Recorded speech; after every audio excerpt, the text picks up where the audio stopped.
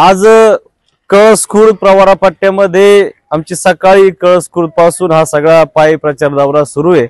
तर रात्री आमचा 6वा मुक्काम या ठिकाणी होता।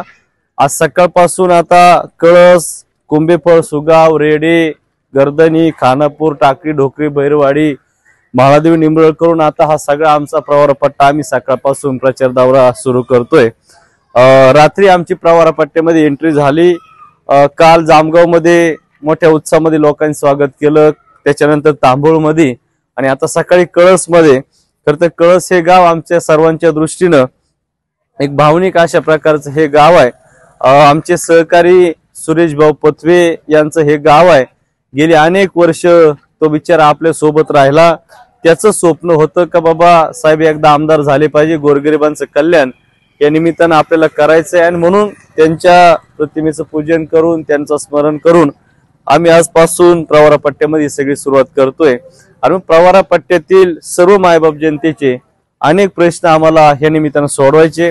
प्रत्येक घरासमोर कॉन्क्रीटीकरण रस्ता, प्रत्येक घरासमोर लाईट, शिक्षण, आरोग्य हे जे काही मूलभूत प्रश्न आहे आपल्याला या निमित्तानं सोडवायचे। जे गोरगरीब लोक आहे ज्यांना घर नाही अशा प्रत्येक माणसाला आम्हाला हक्काचं घर देऊन त्यांचं जीवन समृद्ध करायचंय। आणि म्हणून आम्ही सर्व मतदारांना आता घर टू घर, गाव टू गाव, शेतामध्ये जाऊन सर्वांना आम्ही भेटणार आहे, सर्वांना विनंती करणार आहे।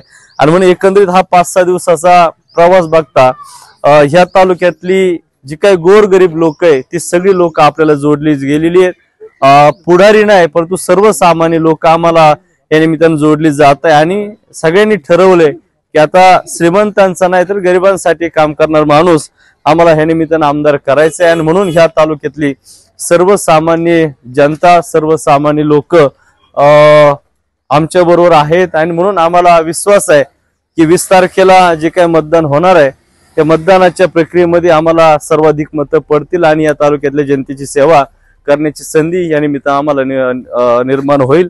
आणि म्हणून आम्हाला सर्वांना एक विनंती करायची की आपण सर्वांनी सोबत राहा। तुम्हाला चांगले दिवस आम्हाला आणायचे, तुमचे प्रश्न आम्हाला सोडवायचे। आतापर्यंत जे काही प्रश्न सुटले नाही ते सगळे प्रश्न आम्हाला येणाऱ्या काळामध्ये आम्हाला सोडवायचे। आणि म्हणून तुम्ही सांगाल तसं, तुम्ही सांगशाल ते प्रश्न, तुम्ही म्हणाल तसं आम्ही सर्वजण करू आणि एक एक करून गोरगरीब लोकांचे, शेतकऱ्यांचे आपण चांगल्या पद्धतीने प्रश्न सोडू अशा प्रकारचं आव्हान आपल्या सर्वांना करतून थांबतो। धन्यवाद।